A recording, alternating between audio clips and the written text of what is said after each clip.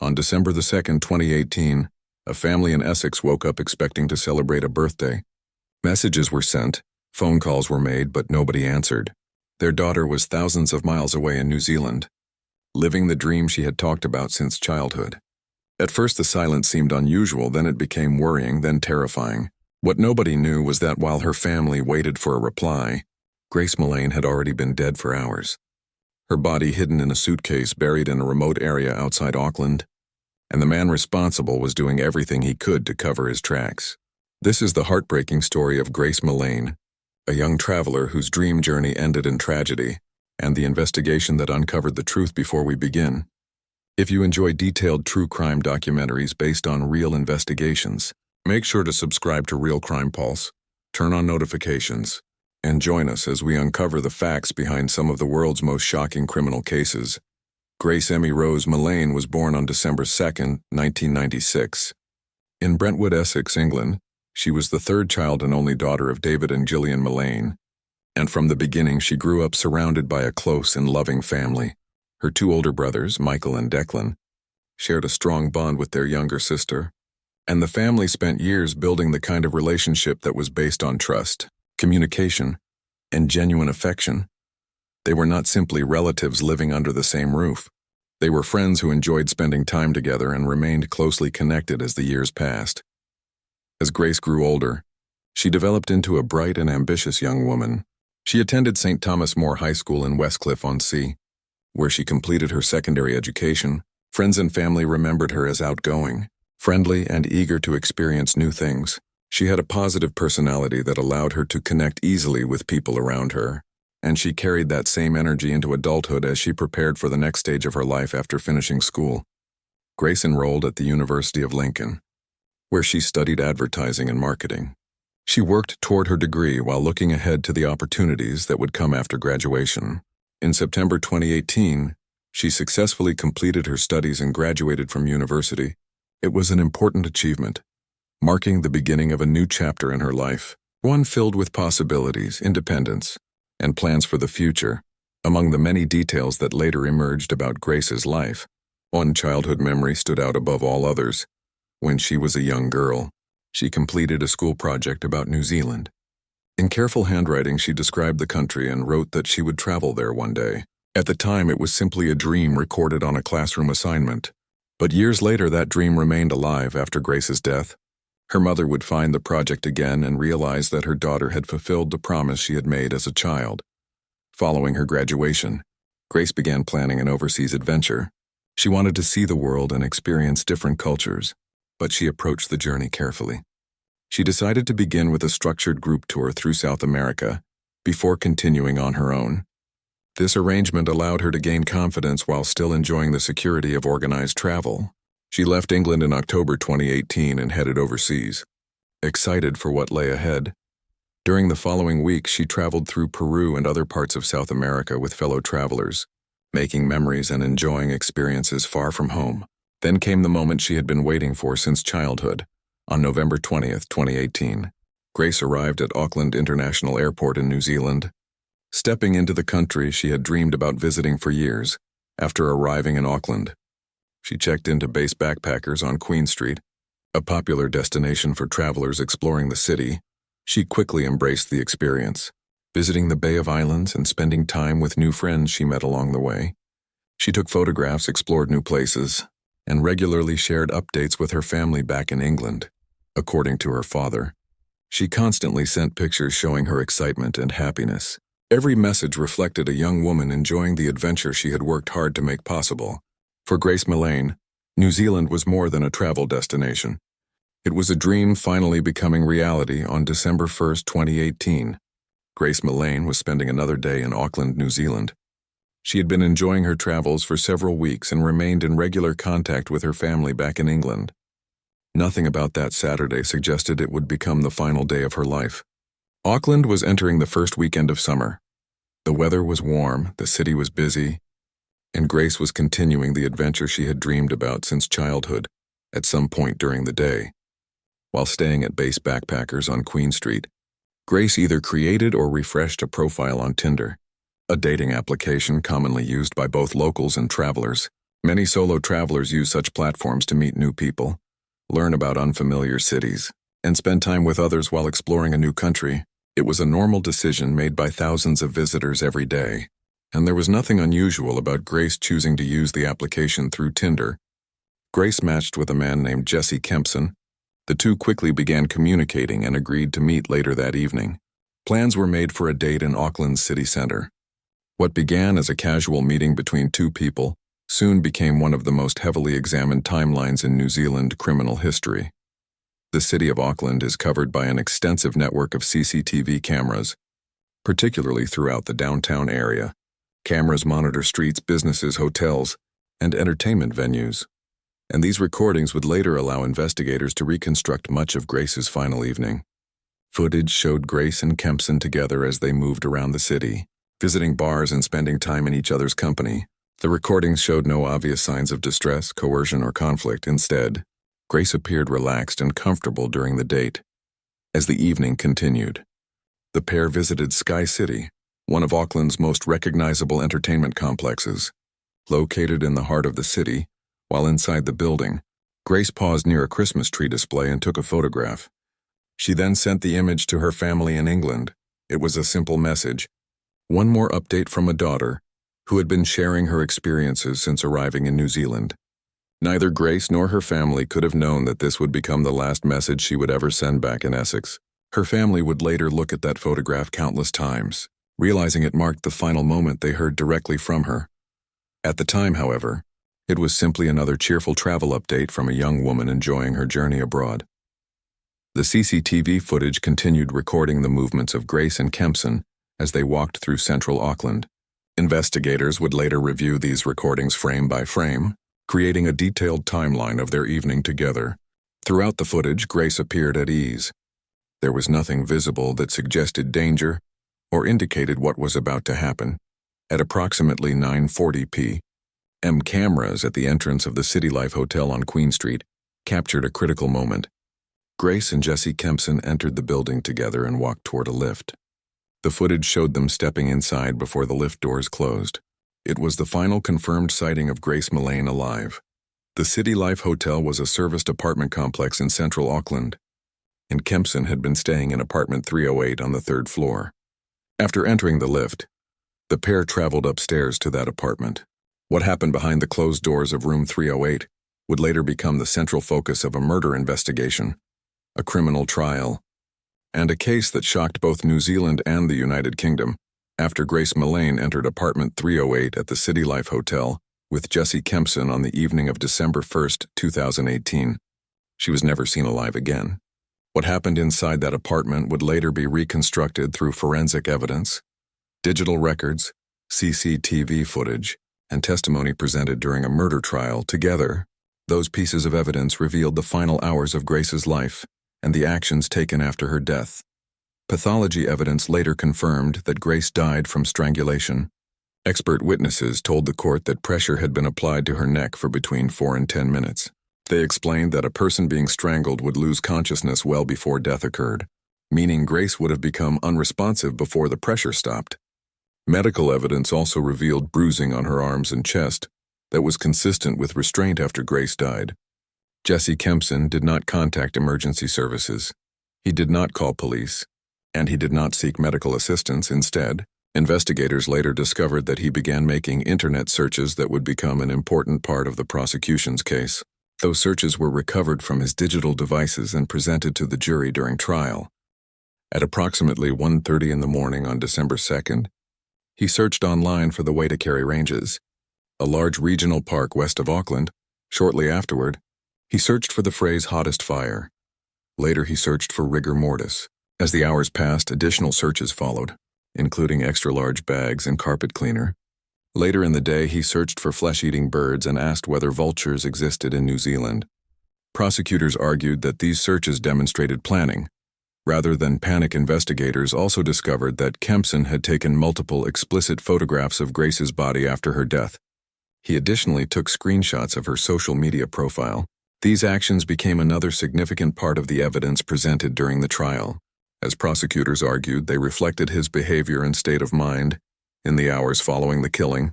When Kempson was later questioned by police, he claimed that he had spent much of the morning asleep after drinking alcohol.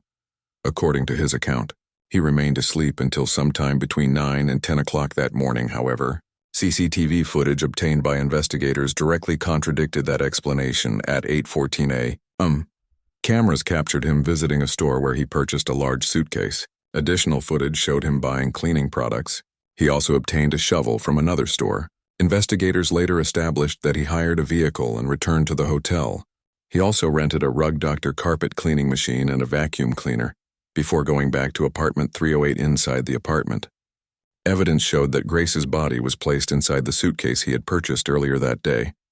While her body remained concealed inside the room, Kempson continued moving around Auckland, carrying out various tasks connected to his efforts to clean the apartment and prepare for disposal of evidence. One of the most disturbing aspects of the timeline emerged later during the investigation. Despite the events that had already occurred, Kempson arranged another Tinder date with a different woman on the same day. While Grace's body remained inside the hotel room, he met someone else and spent time with her, creating a timeline that investigators would later present to demonstrate his conduct after the killing. By the end of December 2nd, Grace Millane's body remained hidden inside apartment 308. While preparations were underway for the next stage of the cover-up, the evidence gathered by investigators would later show that the actions taken during those hours were not focused on seeking help, but on concealing a crime and avoiding responsibility for what had happened inside the hotel room. On December 3, 2018, Jesse Kempson moved forward with the next stage of his efforts to conceal Grace Millane's death. After purchasing a suitcase, cleaning supplies, and a shovel the previous day, he loaded Grace's body into a hired vehicle. The car was a red 2016 Toyota Corolla that investigators would later trace through records and CCTV footage. With the suitcase containing Grace's body inside the vehicle, he left central Auckland and drove west toward the Waitakere Ranges. The Waitakere Ranges Regional Park sits beyond the city and contains large areas of dense native forest, walking tracks and remote stretches of bushland. Investigators later determined that Kempson traveled to an area near Scenic Drive, one of the main roads running through the region there. Away from the city center and hidden by thick vegetation, he used the shovel he had purchased to dig a grave.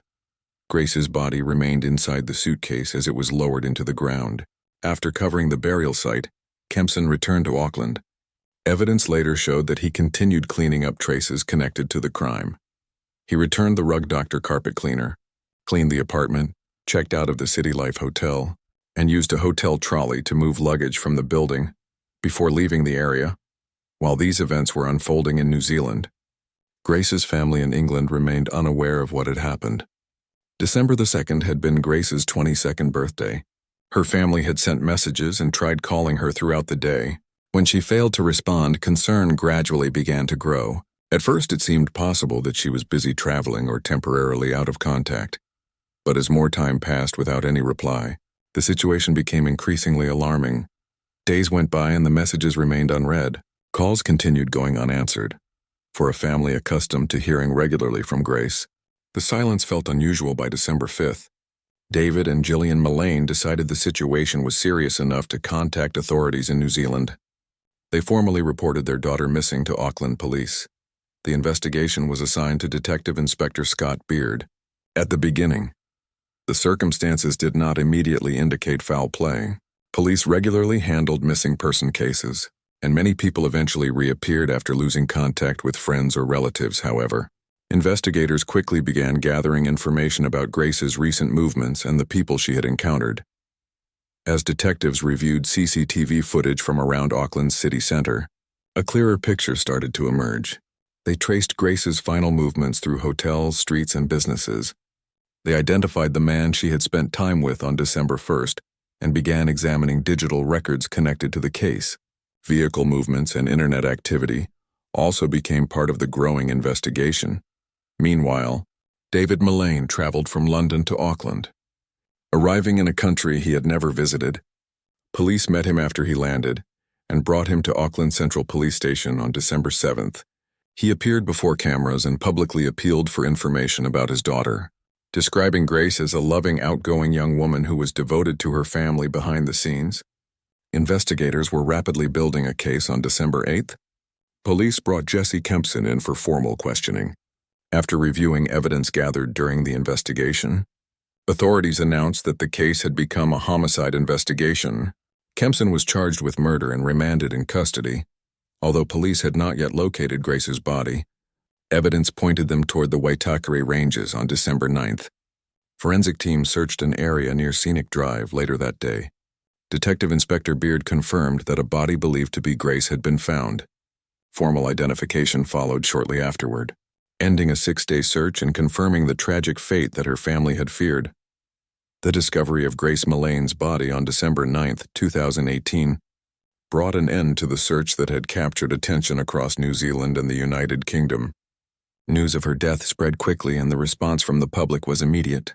People across New Zealand expressed shock and sadness that a young traveler, who had come to their country to explore and fulfill a lifelong dream, had become the victim of a homicide. Vigils were organized in several cities, including Auckland, Wellington, Christchurch, and Hamilton. Members of the public gathered to leave flowers, light candles, and pay tribute to Grace. Many of those attending had never met her, but they were moved by the circumstances of the case and by the loss experienced by her family. Social media was filled with messages of support and sympathy, and many people viewed the tragedy as something that affected the country as a whole. During this difficult period, David Millane remained in New Zealand while police completed the identification process and early court proceedings continued. Before returning home, he released a statement thanking the people of New Zealand and acknowledging the support shown to his family. Despite the circumstances, he expressed gratitude toward the police and the public, and stated that Grace would forever be a Kiwi. His words were widely reported and deeply appreciated by many across the country. After Grace was returned to England, her family laid her to rest following a funeral service held on January 10, 2019. Meanwhile, investigators continued strengthening the case against Jesse Kempson. Detectives gathered evidence from CCTV footage, digital records, forensic examinations, and pathology findings, building a comprehensive timeline of the events surrounding Grace's death. The murder trial began at Auckland High Court on November 4, 2019. Jesse Kempson, who was 27 years old at the time, pleaded not guilty to murder, although certain key facts were not disputed. Both sides accepted that Grace died inside his apartment and that he later buried her body in the Waitakere Ranges.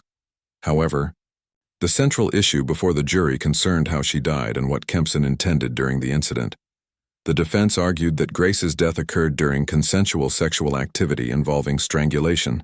According to their case, the death was accidental and unintended. They claimed that Kempson panicked afterward and made a series of poor decisions because he was frightened and overwhelmed by the situation. Prosecutors challenged that explanation through a large body of evidence. They pointed to the timeline established through CCTV footage, including his activities the morning after Grace's death. They also highlighted internet searches conducted shortly afterward, including searches related to disposal and decomposition, arguing that these actions were inconsistent with someone responding to an unexpected accident. Another important area of evidence involved the photographs taken after Grace's death and the searches performed on his devices. Prosecutors argued that these actions demonstrated planning and an effort to conceal what had happened, rather than a desperate response to an emergency. Medical experts also played a significant role during the trial. Testimony established that unconsciousness would occur before death during strangulation, meaning Grace would have become unresponsive while pressure continued to be applied to her neck. This evidence became central to the prosecution's argument. The jury also heard testimony from women who had previous encounters with Kempson. Their accounts provided additional context that prosecutors believed was relevant to understanding his behavior. As the trial progressed, jurors were asked to examine all available evidence carefully before reaching a verdict on one of New Zealand's most closely followed criminal cases. After weeks of testimony, forensic evidence, CCTV analysis, expert opinions, and detailed examination of digital records, the trial of Jesse Kempson moved toward its conclusion in November 2019. The jury had heard extensive arguments from both the prosecution and the defense. They had reviewed the events surrounding Grace Millane's death, the actions that followed, and the explanations offered by both sides. Now the responsibility for reaching a verdict rested entirely with them. The jury began deliberations and carefully considered the evidence presented throughout the trial. Although the case involved complex issues and a large amount of information, their discussions lasted only a little more than 5 hours. When they returned to the courtroom on November 22, 2019, they delivered a unanimous verdict. Jesse Kempson was found guilty of the murder of Grace Millane. According to reports from the courtroom, Kempson showed little visible reaction as the verdict was read. He remained standing in the dock and did not speak. For Grace's family, however, the moment carried enormous emotional weight. David and Jillian Millane were present in court and became emotional as the verdict was announced. After nearly a year of grief, uncertainty, and legal proceedings, the jury had rejected the defense argument that Grace's death had been accidental. Outside the courthouse, David Millane addressed members of the media. He spoke about the pain his family had endured since Grace's death and described the impact her loss had left on everyone who knew and loved her. He said that Grace had been the sunshine of their family and that she would be missed forever while acknowledging the guilty verdict. He also made clear that no court decision could undo the suffering caused by her murder.